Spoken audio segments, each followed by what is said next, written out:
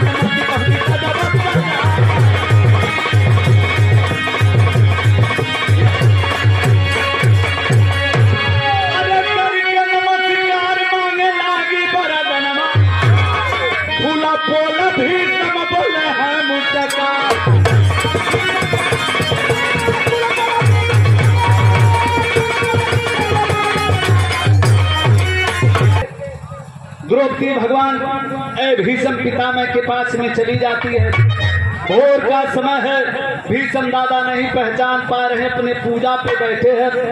बार बार भीष्म पितामह के सामने द्रौपदी कहने लगती है, अरे दादा मैं अपने सुहाग को बचाना चाहती हूँ, मैं आपके पास में आया हूँ। रोने लगती है। भीष्म दादा उस